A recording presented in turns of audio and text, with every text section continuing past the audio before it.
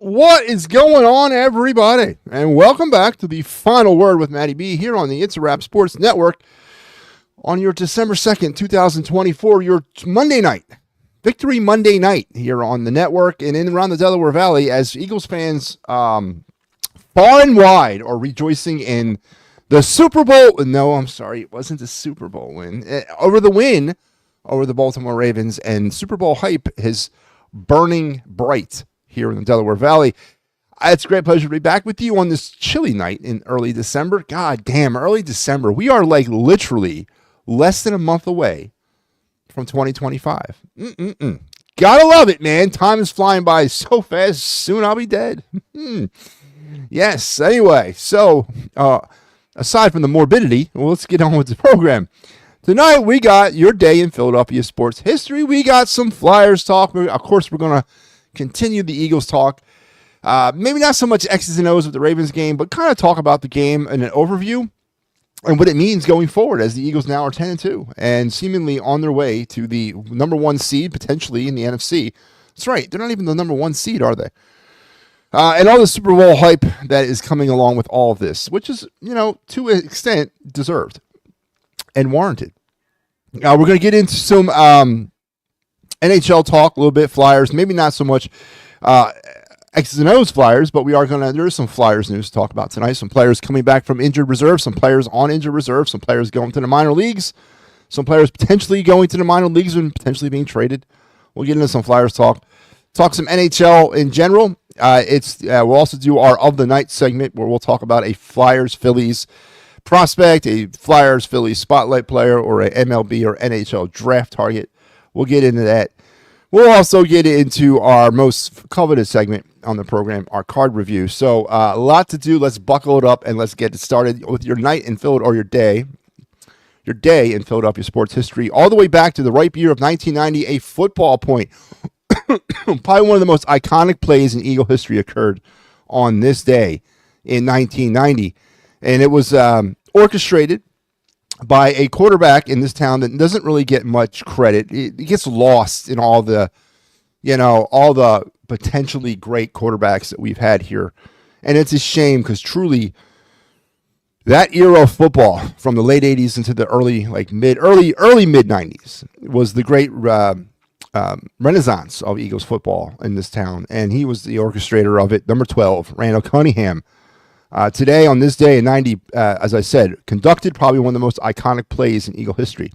The 95-yard touchdown pass to Fred Barnett against the Bills, as Cunningham, eluding would-be sackers and tacklers in the end zone, somehow evaded all of them, including Hall of Famer Bruce Smith, was able to roll out and scramble out, get some safety, a 60-yard bomb down the seam to a wide-open Fred Barnett, who then did the rest of it on his own, taking it 95 yards to the house. The Eagles would end up losing the game 31-23, but does anybody really ever remember the score of that game, or they just remember that play? Because I remember seeing it live. Because, yes, I was there, not in attendance at Orchard Park, but I was watching it on TV, and I remember it vividly. It was an amazing play when it happened, and it's an amazing play all these years later. And, yes, iconic in the history of this team. Most iconic? Maybe not. Top 3? Absolutely. But whatever, it was and it was really the essence of what Randall Cunningham was, especially in that year, 1990. He went on to win the NFL MVP as voted on by the NFL sports writers, not the actual NFL award. But he won the sports writer, the NFL sports writers MVP award, 90. Again, kind of a homage to the type of season that he had. No Eagles ever won the NFL MVP, as Saquon Barkley is trying to erase that this year. But on this day in 1990, one of the most iconic plays in Eagle history was conducted, orchestrated, and completed by Randall Cunningham and Arkansas Fred Barnett. And there you go, your day in Philadelphia sports history. Brought to you by the fine folks at It's a Wrap, who needs your help. We need your help. Please like and subscribe on our platforms. Like and subscribe here on the YouTube channel. Like and subscribe on our X and our Facebook as well, as we're trying desperately to grow this from the ground up. And I hope you enjoyed the earlier programming. Sal G was back for the wraparound. Another outstanding work. Good job, Sal. Also, yesterday we debuted our the Birds Flyby, the new post-game show here on the It's a Wrap Sports Network. Again, hosted by our man Sal and co-hosted by some guy named Al, who came on and lent us his time, and we appreciate all that as well. Make sure you're back next week for the second episode of the post-game show. This time we got the Carolina Panthers in town, and of course more about the Panthers later on in the week. But let's get back into what happened mere 24 or so hours ago. The Philadelphia Eagles, 24-19 winners over the Baltimore Ravens, cementing themselves, at least in my own mind. Listen, and I'm gonna pause here, and I'm gonna provide some. I'm going to be very lucid and very even-keeled and very intelligent for a change. It was an impressive win on a lot of different levels. But it wasn't by no means a win, in my opinion, that entrenches me and makes me feel like this team is a Super Bowl champion. There was some help along the way. There was some luck along the way. I don't necessarily think 24 points would have been enough against the Kansas City Chiefs, nor would it have been against the Detroit Lions. And honestly, if it hadn't been for Justin Tucker, it wouldn't have been enough against the Ravens. So was it a great win?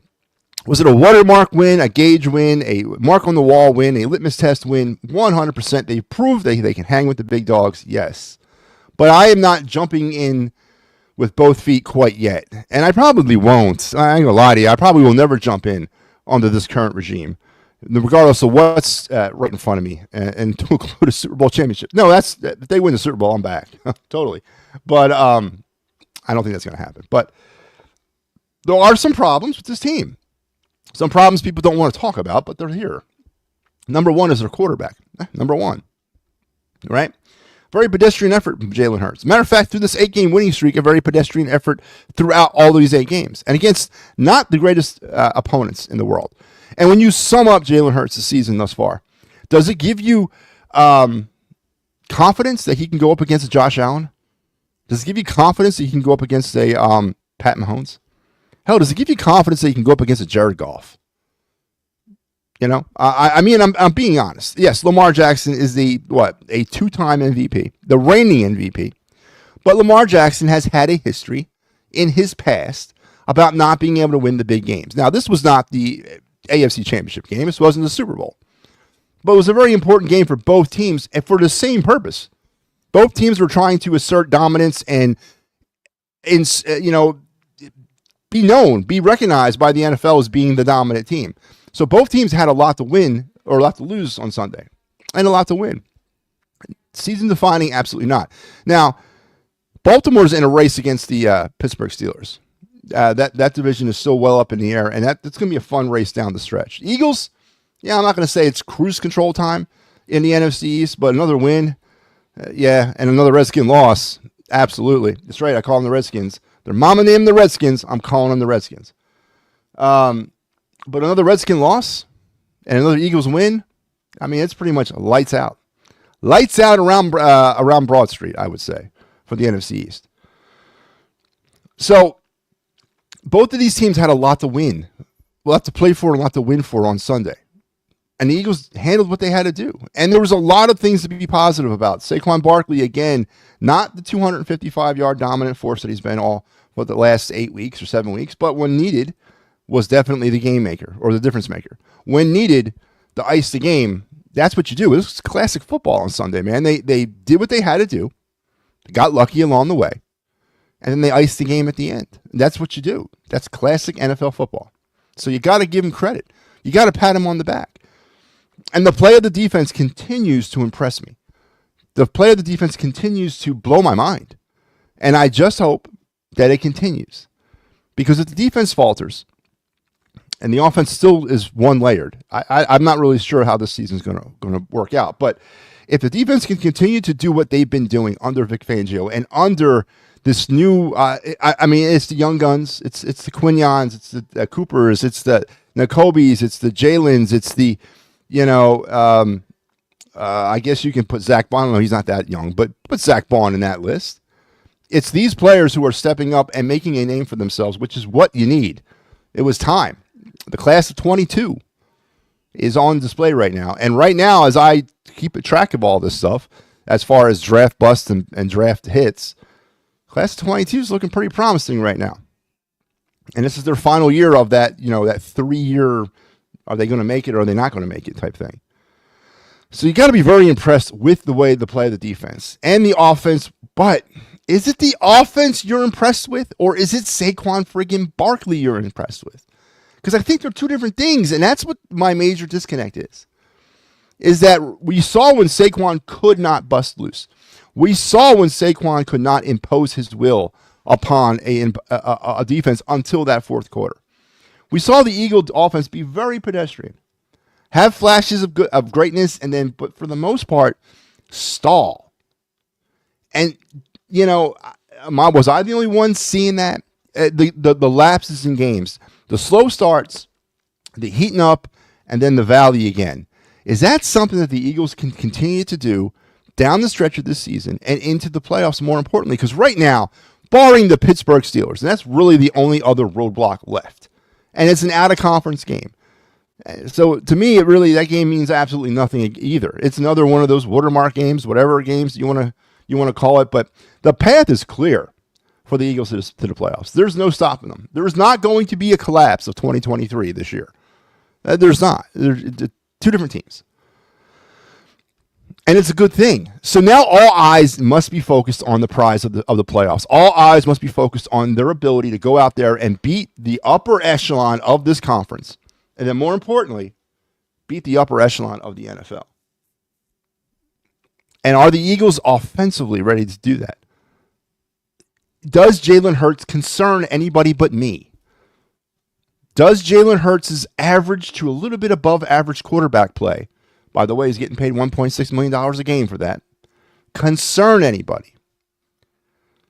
I said this last night, I've said it last week, I've said it over and over and over again.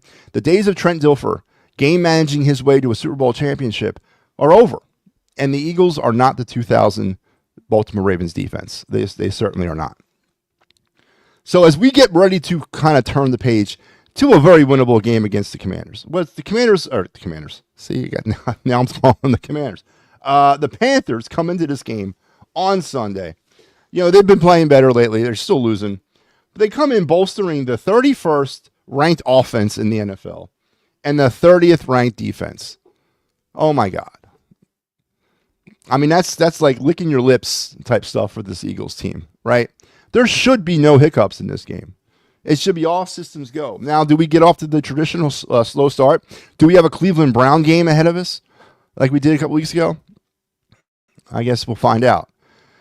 But it should be all systems go through the rest of the season, on the way to the NFC East Championship, on our way to the playoffs as the first or second seed. And here's another interesting thing.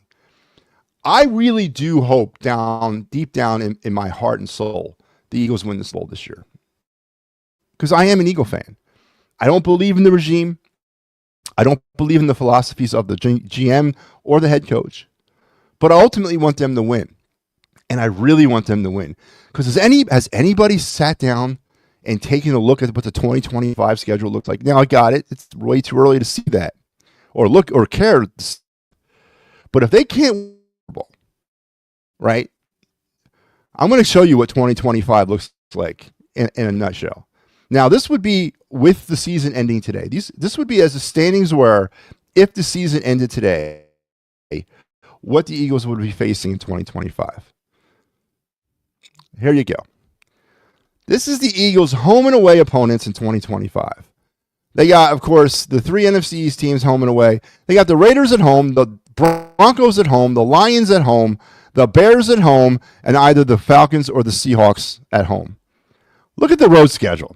They got to go to Kansas City, Buffalo, Green Bay, Minnesota, LA, and either Seattle or Atlanta. And again, this would be if the season were to end today and how the standings are in the NFL. So again, a way too early look at this. But if the Eagles are smart, they would go out and win a Super Bowl this year because, that's an interesting schedule next year. That's an interesting road schedule next year. You got to go to Kansas City, Buffalo, and Green Bay all in the same season. Woohoo! And then you got Detroit at home to boot. So, again, that was just to kind of like look ahead a little bit, right? The Eagles would be very wise to win the Super Bowl this year because there's no guarantee that next season brings any kind of the fame that this season has up to this point. And that's another thing. And I'm going to leave it at this. They haven't won anything yet. I do not think be a collapse of last year. I do not think that. I do think that things will, again, I don't see them losing to the Panthers. I could see them losing to the Steelers. I don't see them losing to the Commanders. I think I actually had the Commanders in that game. I don't see them losing to the Cowboys and the Giants to end the season. Or maybe I do see them losing to the Giants because nobody plays and nobody cares. But other than that, I don't. And maybe that game doesn't mean anything. Game probably won't mean anything for the Eagles. But it's smooth sailing pretty much the rest of the way. And what? 4 out of the next 5 at home? I mean, it doesn't get any better than that. Eagles deserve the reward that they're about to get with the home games. They've battled through the season. So kudos to them. But now to me, it's about the playoffs. Now to me, it's not about how they stack up against the Carolina Panthers. It's not how they stack up against, the Giants. It's about how they stack up against the Chiefs, the Lions, and the Bills. Because that's what it's going to take. That's what it's going to take to win this whole damn thing. And right now, offensively, I don't think they could hang with the Chiefs. I don't think they can hang with the Bills. They probably can hang with the Lions and maybe get to the Super Bowl. But here we are again, another position of getting to the Super Bowl and then potentially losing it again. So a lot of football left to play, a lot of meaningful, fun football ahead for the Philadelphia Eagles. You're 10-2 Philadelphia Eagles. So I'm going to put the bow around this game in a couple different things. This game, to me, in a nutshell, a slow start. Defense carried the day. Slow start offensively, slow start defensively. The defense and offense both made the adjustments right around the same time in the second quarter. And they rode Saquon Barkley to victory in the second half once again. So not necessarily rocket science of what they've been doing, the same recipe. So there you have the Eagles 10-2 now on their way, potentially. And I'll say it, Super Bowl 59. They could get there. Absolutely. But can they win it? We'll find out. But there you are. So don't forget Thursday-ish. I'm not going to say Thursday, but Thursday-ish. The Birds Blast will return. And Kyle and me will cut up the remainder of this Ravens game, and we will look ahead at the Carolina Panthers. Because, yes, we still have to play these games. And, yes, they could still lose. But we'll have to cut it up and see where we go.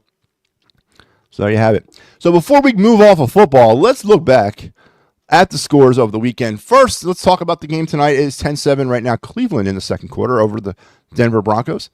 Games that went final this weekend. The infamous Bear-Lion game that cost Matt Eberflus his job. Lions held on to win that game 23-20. In the yawner of the day or the week, 27-20 Cowboys over the Giants. The Packers dominated over the Dolphins 30-17.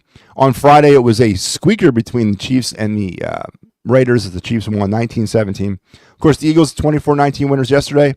It was 17-13 at L.A. Chargers over the Falcons. 44-38. Steelers over the hapless Cincinnati Bengals. Don't know what's going on there. It was the Vikings 23-22 winners over the Cardinals. The Colts outlasted the Patriots 25-24. It was the Jets it was the Seahawks 26-21 over the Jets. The aforementioned Commanders 42-19 all over the Titans.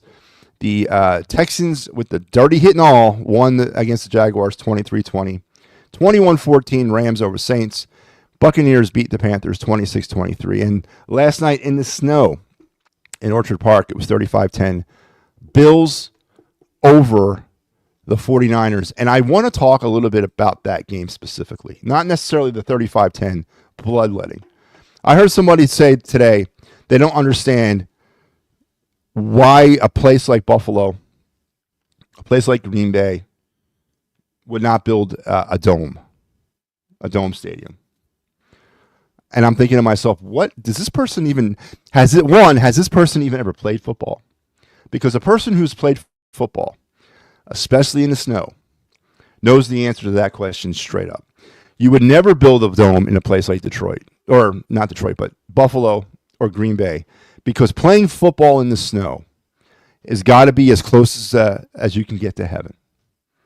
It is the best thing. It so brings you back to the days of when you're a kid. There is nothing like playing football in the snow. And again, I think the person who made this comment never played football before, because how could you ever doubt the majesty of playing football in the snow?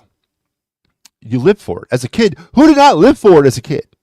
Who did not, like, the second thing that came into your mind after you were off for the rest of the day, because school was closed, the next thing was, let's get everybody together and let's play some football. Because one, you could play in the street when it snowed, right? Because you didn't have to worry about getting tackled on concrete and getting hurt. Now, I lived up the street from an actual playground, so we would just go up there and play on the grass. But still, there's nothing like playing football in the snow. And matter of fact, right here, I don't know if you can see, you probably can't. When I was maybe a sophomore in high school, yeah, right there, we were playing football, and I went to dive for a ball in the snow, and I guess this is against playing football in the snow, but as I'm diving and sliding across the ground, there must have been a board with a nail sticking up, because it gashed open my palm, and man, I was bleeding everywhere. Took about 8 stitches in that bad boy, but I didn't stop playing because the cold numbed it, and I didn't really feel the pain. Again, there ain't nothing like it, man. It's a memory that I'll keep for the rest of my life, and it's a scar that I've kept the rest of my life too. But there is nothing like playing football in the snow. It is sacrilege for somebody to ask them to build a dome in Buffalo, to build a dome in Green Bay. I can see Detroit and Minnesota because of the cold more than the snow. It gets way too cold in those places, and they don't get that much snow at that time of the year. But places like Buffalo that get that lake effect, no, it's sacrilege to build a dome. Cleveland, sacrilege to build a dome because of that lake effect snow. You get opportunities to play in the snow and the mud in Cleveland. Are you kidding me? Does it not get any better than that? So for all you people out there who don't understand why they don't build domes, I tell you what, grab a football, get some friends, wait for it to snow, go out and play, and you tell me what you feel and what your opinion is after that. So I just wanted to bring that up because it really kind of caught me off guard a little bit when I heard that this morning. I just wanted to comment on that because that's the kind of guy I am. So yeah, football in the snow is the way to go. So let's move off that and let's move on to some, I guess we can move on to some Flyers. Actually, you know what? Let's move on to some international hockey. I've spoke about this already. We are very pleased to announce on the It's a Wrap Sports Network that we will be covering this year's IIHF World Junior Championships in Ottawa, starting on December 26th and rolling through like the 5th or 6th of January. We'll be going up there. Now, of course, when I say we, I mean me. But the network will be up there covering that event. And today, Team USA and Team Canada actually announced their camp rosters for tryouts. There's 32 players going to both the Team USA camp and the Team Canada camp, or Hockey Canada. And they're going to compete for the 25-man roster spots for World Juniors. And I want to put up some of the hopefuls that are going to be going out there. Let's talk with Team USA first. So goalies heading out to, I guess their camp is going to be out in Detroit or out in the Michigan area. Trey Augustine from Michigan State, who's property of the Detroit Red Wings. Sam Hillebrand plays for the Barrie Colts of the OHL. He's a draft-eligible player for this year. Hampton Sluskaskini from Western Michigan State, or Western Michigan at NCAA, property of the LA Kings. They will be the goalies that will be competing for 2 roster spots, I believe, on Team USA. Your defensemen are Z Boom, Denver, who was drafted by the Wild. Some of these names you're going to remember from this past summer because a lot of these players were drafted just this past year.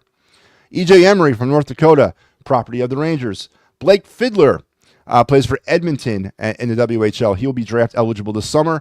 Paul Fisher from Notre Dame, drafted by the Edmonton Oilers. Drew Frontescue from Boston College, New York Rangers. Logan Hensler from Wisconsin, a 2025 draft eligible player a highly touted young defenseman, by the way.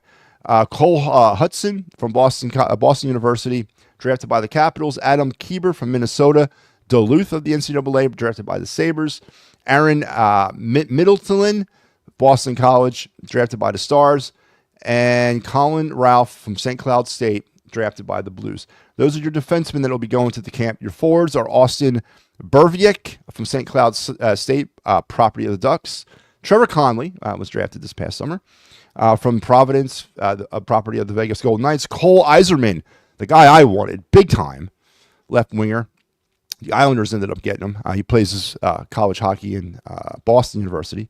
James Haggins, a name that you need to remember. James Haggins, Boston College. He's a draft-eligible player this summer. Consensus. See, it's funny this summer, and we'll get into it here in a minute, but there's a consensus and there's not a consensus. James Haggins is one of the players that are that everyone's talking about being the number one overall pick, but he's not the lock, slam dunk, first overall pick that Connor Bedard was or that Macklin Celebrini was. There's a little bit of a debate about it, and we'll get into it in a second. Ryan Leonard from Boston College, drafted by the Capitals. Oliver Moore from the University of Minnesota, the property of the Blackhawks. Denny Nelson from Notre Dame. New York Islanders, Christopher Pelosi, Quinnipiac, Boston Bruins. Gabe Perreault from the Rangers. AJ Specie from Windsor, Ontario, drafted by the Blackhawks. Teddy Stiga, Boston College, property of the Predators. Brandon Swoboda from Boston University. NCAA, I can't see underneath the ticker there. What does it say? San Jose Sharks. Carrie Terrence from Erie of the OHL, Anaheim Ducks. Joey Willis Saginaw of the OHL, Nashville. Brody Zemer, Minnesota, property of the Buffalo Sabres. And there you have it. There are your 32 players that have been invited to the World Junior Team USA tryout camp. So they're going to take these 32 kids and create a team of 25. Notables that are not on this list, pretty much everybody American is here. The players that were drafted last year who still fit the criteria because it's a U20. So if you're under 20 years old, you can play in this tournament. And it doesn't matter if you're playing pro hockey or not. But of course, the NHL players, their teams are probably not going to let them go, in which they're not. So these are your 32 hopefuls for Team USA in the World Juniors. Now let's go to Team Canada, or Hockey Canada's roster. And this is where it gets important for Flyers fans. Right off the bat, Carson Bjornsson from the Brandon Wheat Kings, property of the Flyers. So the young Flyer prospect goalie is going to have an opportunity to make Team Canada. Carter George of Owen Sound of the OHL, property of the Kings. Jack Ivanchik from Brampton of the OHL. He's a draft-eligible player this summer. Scott Razzle from Seattle, WHL, property of the Sabres. So there's your goalies. Carson Bjornsson, one of them, one of the hopefuls. I hope he makes it. I think he will. Your defenseman, Cam Allen from the Guelph Storm, property of the Capitals. Bo Ackley of Barrie from the OHL, from the property of the Edmonton Oilers. Oliver Bonk, that's it. Landon, the Landon Knights, Flyers property. Harrison Brunicky from Kamloops of the Western Hockey League, property of the Penguins. Sam Dickinson from London, San Jose Sharks. Andrew Gibson from Sault Ste. Marie of the OHL of the Nashville Predators. Tanner Moldek from Saskatoon, property of the Predators. Sawyer Mino from Seattle, property of the Canucks. Caden Price Kilowa from the WHL, property of the Kraken. Matthew Schaefer from Erie, he's a draft eligible this summer. Your forwards, Denver Barkey from London, property of the Philadelphia Flyers. Cole Bedawan, a name that I remember tracking him a lot last summer. He belongs to the Utah Hockey Club. Mathel Catford from Romanowski of the QMJHL, property of the Vegas Golden Knights. Berkey Catton, that's the name I remember, from Spokane, Kraken property. Easton Cohen from London, belongs to the Maple Leafs. Andrew Crissell Kelowa from the property of the Capitals. Ethan Gauthier from Drummondonville of the QMJHL, property of the Lightning. Riley Height, Prince George of the WHL, Minnesota Wild. Tanner Howe, a player that I wanted, from Calgary of the WHL, belongs to the Penguins. Jet Lichenko from the Guelph Storm, Flyers property. Porter Martone from Brampton, he is a draft eligible this summer. Gavin McKenna from Medicine Hat, a 2026 draft eligible, so he probably will not make the team. Brady Newdow from Chicago of the American Hockey League. So here's a player that's actually in the actual pipeline of an NHL team, and he's being given the opportunity to go play for his country. Of course, Chicago Wolves are the AHL affiliate of the Carolina Hurricanes. Luca Pinell from Ottawa of the OHL, property of the Blue Jackets. Carson Renkoff from Brampton of the OHL belongs to the Kraken. Caleb Ritchie of Oshawa belongs to the Avs. Matthew Wood plays Minnesota, belongs to the Preds. Braden Yeager from Moose Jaw belongs to the Jets. And there you have your 32 Canadian hockey players that have been invited to camp. Notables not on this list: Tidge Gilna, Caden Lindstrom, Carter Yamerchuk. These are names that are not on the list. They were not invited to camp. So there you have it, your 32 hopefuls for Team Canada and your 32 hopefuls from Team USA. And of course, four, and we talked about, there's four of them right now that are Flyer prospects that are going to have an opportunity to make Team Canada. There are some other players. I need to look at it, but I think there's a couple more players from other teams around the world that might be invited, Flyer prospect-wise, to their respective camps. I'll have updates on that as we move through. Team Canada and Team USA announced their rosters or their camp invitees rosters today. So I'll give you more information as I get it. But there you have it. Your four Flyers designated to try out for Team Canada for this year's World Juniors. I have no doubt that Berkey and Bonk and Luchenko will make the team. As far as Carson Bjornsson, he'll be probably the black horse or the black sheep there, or the wild card. I hope he makes it, because I would like to see how he performs on that stage.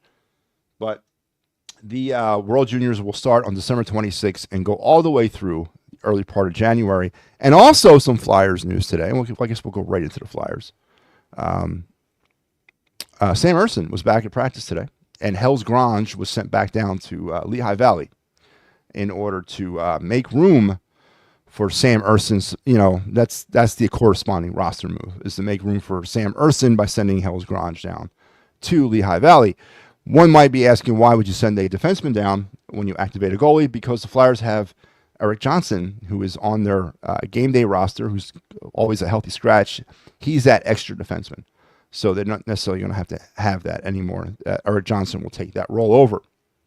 So Sam Ersson's pretty much, I think all systems are clear now for him to play on Thursday against Florida, and hopefully that is the case.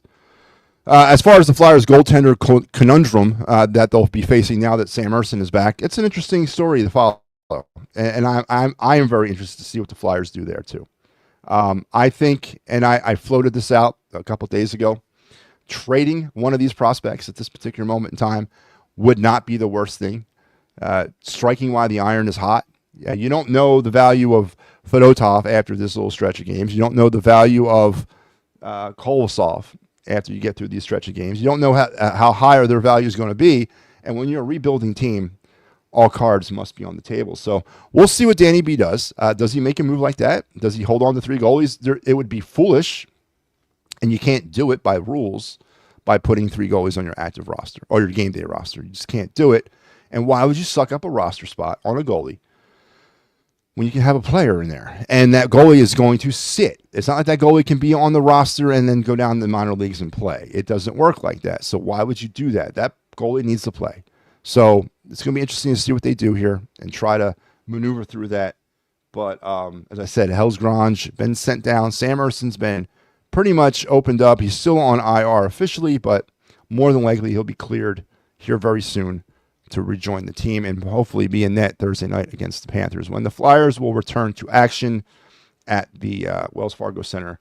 And we got you covered here on the It's a Wrap Sports Network. Clear the Ice back at you on Thursday night. Sal got you Thursday and Saturday, and I will have you road worry myself on Sunday.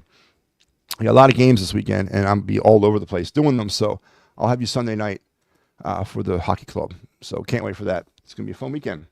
But yeah, there you have it. Flyers looking good, 27 points. 27 points. We'll see. We'll see. We'll see. We'll see.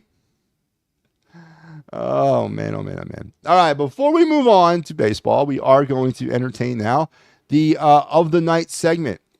So, again, this is the segment of the show where we talk about either Flyers prospect, a Phillies prospect, a Flyers draft target, a Phillies draft target, Flyers spotlighted player, or a Phillies spotlighted player. A lot of work is put into these little segments because it's a lot of work to do them. But without further ado, let's roll the graphic for your of the night segment.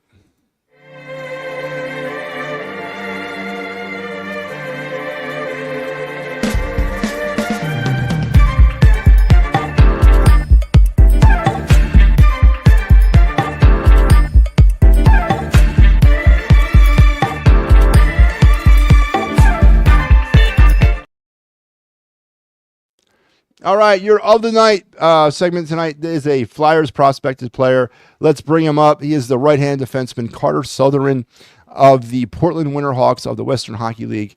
6'3", 198-pound right-handed defenseman drafted by the Flyers in the 5th round of the 2023 NHL draft. And with the injury problems with Jamie Drysdale, who's back on IR, dealing with an upper body injury.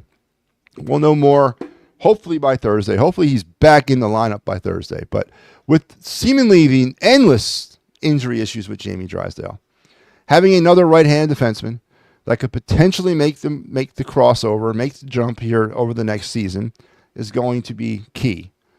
Carter is a transitional ace. He constantly creates favorable situations with the rink, up the rink with patience and skill on the breakout. The anticipation and feel for the game appear on the side of his puck. 2, he angles opponents, forcing them wide before going for the puck, and when he recovers possession, he instantly makes the best pass to start the counterattack. All attributes that we are longing for on the Flyers. A quick, decisive with the puck defenseman who's got a little bit of offensive flair to him. I like the configuration. 6'3", 198. Maybe put on 10 pounds. Should be good. So Carter Southern, who had a really good summer camp. He had really good developmental camp. There was some talk about potentially him making the team, but he ended up going back to the WHL instead. Definitely part of the future. Good-looking young defenseman who plays for the Portland Winterhawks of the Western Hockey League. And there you go. That is your of the night segment. Flyers right-hand defenseman Carter Sutherland. So hope you enjoyed that with the new uptick in graphics, all the happy, shiny bells and whistles I get to play with. And we will start here very soon, next month, matter of fact. It's almost January. And that means we're going to start rolling out not only the Flyers prospects, we'll be rolling out MLB draft targets. We'll also be rolling out NHL draft targets. As soon as the WJC is complete, we'll start rolling out the NHL draft targets to get you ready for this summer's NHL draft. Also, the MLB draft targets as well to get you ready for this summer's MLB draft. We just did this, it seems, but we're going to start it all over again. And then in April, also in January, we're going to start doing our Phillies Spotlight Player segment as we're going to get you ready for the 2025 Phillies season. And in April, we'll start the prospect, Phillies prospect as well. So my vacation is coming to an end. It was nice only having to worry about like the Flyers prospects. And then before that, I was doing Flyers Spotlight articles. That was it. It was just those two things. I was really digging life, but we're going to get it back going here because the calendar is flipping over and we got to start it all over again. But there you have it. There you have it, man. And then before we move off of hockey, let's talk about the scores tonight. A light night in the NHL. Currently coming to the end of the third period, at the end of the game, the Devils are all over the Rangers 5-1. Maple Leafs 3-1 winning over the Blackhawks about halfway through the third period. And just underway out in Utah, 0-0 Stars and Hockey Club. And there's your scores around the National Hockey League tonight. And there you go. All right. We're all systems full ahead now. It's time for some baseball. That's right. 73 days. 73 days till pitchers and catchers report to spring training. And on December the 8th through the 11th in Dallas, Texas, the winter meetings will start. And hopefully at that point, the Phillies will start doing something because we are into free agency. We are into the tradable period. Phillies have been very inactive. Minor moves, minor release moves. They've traded some players for some cash considerations. They traded some players for some camp bodies.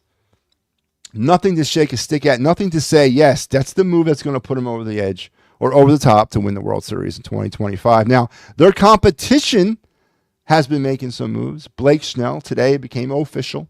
He is a Dodger for the next 5 years. He passed his physical.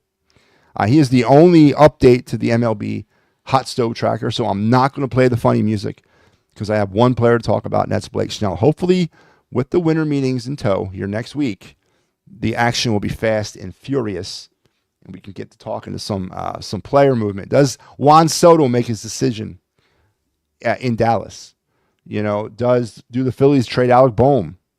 Do they trade Nick Castellanos? Do they trade JT? Do they trade Kyle Schwarber? What Philly player is on the way? Does somebody take Ty Walker off our hands?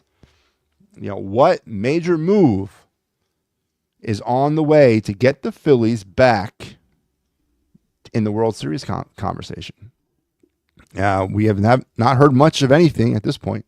I told you the most active team that I have seen so far through this period of free agency, this very first couple of weeks, months, month or so of free agency, has been the Los Angeles Angels. They have added 9 players. 9. About 3 of them are camp bodies, but the rest of them, and there's no big splash names. There's no Sotos, no Blake Snells, or none of that happening. But they've added some depth, and they've added some pieces in order to kind of, I guess, shield the blow of maybe losing Mike Trout again. I'm not saying the Angels are serious about it, but they're making moves. And they have been the most active team so far in free agency with viable moves. Nothing major. And I guess Blake Snell is probably the most major move if you don't count the Jonathan India trade. India getting sent to the Royals. So the Angels are making some moves. Blake Snell signed today. Hopefully the Phillies are not far behind as they try to stay in this thing because the clock is ticking, folks. I mean, 73 days away from pitchers and catchers reporting. It's not that long. You might think 73 days is a long time. It's not. It's really not. And before we get to Christmas, by the time we get to Christmas, we'll be down to less than 2 months before pitchers and catchers report. Let that sink in. So we'll wait and see here what the Phillies are going to do, but we'll keep you updated on all of it as it happens. So there you go. That's a very quiet night around the sports world, and just kind of keeping you updated. I'm kind of doing some housekeeping tonight. Yeah. So with that being said, let's head on into our final segment of the night. That's right. You know what that is. Looks a little something like this. Looks a little bit like I can't miss. Hey, this is what you call a bad. What? This is what you call a bad. What? Looks a little something like this. Looks a little bit like I can't miss. Hey, this is what you call a bad. What? This is what you call a bad. Yeah, that's right. We made it to the MattyB card review segment. This is our all-time favorite segment on the show. This is where we pull one of my cards from my sports card collection. We talk about it. We break it down. We give you the ins and outs of it. We talk potential financial value. We talk potential nostalgic value. We talk about some stuff, man. We have fun with it. This is definitely a fun segment. I enjoy it. And let's get right to it. So I have been messing around with a lot of different cards lately. And, not financial windfall cards. And you might think I don't have any of those. I do. And tonight, I'm going to pull out one of them. We'll pull out a current baseball player's card that right now, as it is valued at over $200. I'm in possession of multiples of this card. And talk to you about why it's worth so much and, what value it could have going forward and what risk and what chances I have by holding on to it. So Here we go. Tonight's card is the 2017 Aaron Judge Rookie Topps Chrome baseball card. It is it's his All-Star card. It was taken during the, I believe, the All-Star game. But, or no, it's his All-Star card from his first All-Star game as a rookie. So it is not by catalog his rookie card, but it was during his rookie season. As you can see, the rookie card plaque there, as Topps has a tendency to do. But it's also a Chrome card. So there's an actual base version of this card, and there's the Chrome version. Now, anything Chrome, anything refractor, anything foiled, anything like that has a tendency to have an increased value. And then you throw a player like Aaron Judge on it. You throw a player like Shohei Ohtani on it, Mike Trout, Paul Skeens, who apparently people are out there killing each other trying to find his rookie Chrome card, his Relic Chrome Relic Chrome Auto, 1 of 1, by the way. I'm hearing crazy numbers like $1 million people are offering for that card, but there's only one of them out there. And we'll see who finds it. But anytime you do that to a card or to a player's card, the value goes up. And when you add a player like Judge and his stature to that, it definitely goes up. Judge, with all intents and purposes, is on his way to having an all-time Hall of Fame career. Just won the MVP again. Say what you want about him. If you're not, I'm not an Aaron Judge fan, but I sure as hell am a fan of his baseball cards. Because boy, you could, if you're smart with these cards, you hold on to them. And there's a element of risk here, of course. His career could fall off a cliff, a la Sammy Sosa and Mark McGwire and all that, Barry Bonds. But it couldn't. He could also end up having a drama-free career, set all kinds of different records, and be a no-brainer Hall of Famer. Currently, this card ranges anywhere in value. The lowest I've seen it is at $160, and the highest I've seen it is at $250. So in that spectrum of $160 and $250 is where this card currently falls as a raw card. That's right. I'm not even talking about the graded ones. I'm not even getting into the PSA 9s or 10s. I'm talking as a raw baseball card.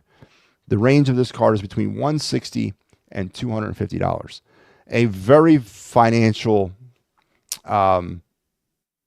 potential here with this card. And as I said, I have about 3 of them, and here's one of them right now. In its physical form right here. It is in mint condition. This card I don't think has ever even seen the daylight, or maybe it has for about 5 seconds before it went into sleeve. But it's been preserved in a plastic sleeve for the last 7-8 years. And there's not one dead corner. There's no centering issues. There's no surface problems. I'm not saying this card's a 10, but I'm telling you it's at least a 9. So these are the cards that you want to invest in. These are the cards you want to find. And these are the cards you want to protect and hold on to. And not for basically my generation. This would be the generation after me. This could be an iconic Babe Ruth-like type of card. It could be. So this is why you get into the hobby anyway, to pass on the love of the game to other generations. And what I've done over the summer with getting me and my stepson's baseball card collection together was I set him up for success long after I shake off this khaki coil, and he takes over the cards, and hopefully he has got a head on his shoulders, and he holds on to these cards and cashes them in for the value that they should be worth. So there you have it. Tonight's card is the 2017 Aaron Judge Rookie All-Star Game Topps Chrome, valued anywhere between $160 and $260 raw. And there you have it. There it is. That was our card review. And that is, as I look at the big clock on the wall, folks, that's going to wrap it up tonight. Thank you for hanging with me. Thank you for enjoying the last 50 so minutes with me. I appreciate it. Again, kind of a light night in sports. But tomorrow we'll be right back at this, 9 o'clock. And, we'll get it started again, because with a new day comes new drama. We'll remind everybody else one more time. If you don't win the Super Bowl this year, Eagles fans, This is what you're faced with in 2025. This is the schedule you'll be dealing with in 2025. Let that sink in. let that sink in. This is definitely going to be an interesting season next year. Thought I'd just show that just to give you extra motivation to go out and win that Super Bowl. But there you have it. There's the Eagles schedule in 2025 at a glance. If the season were to end today in the NFL. Not looking pretty promising, is it? So we'll talk again tomorrow night. Until then, you have a great rest of your night, and you have an even better tomorrow. We'll see you later. I'll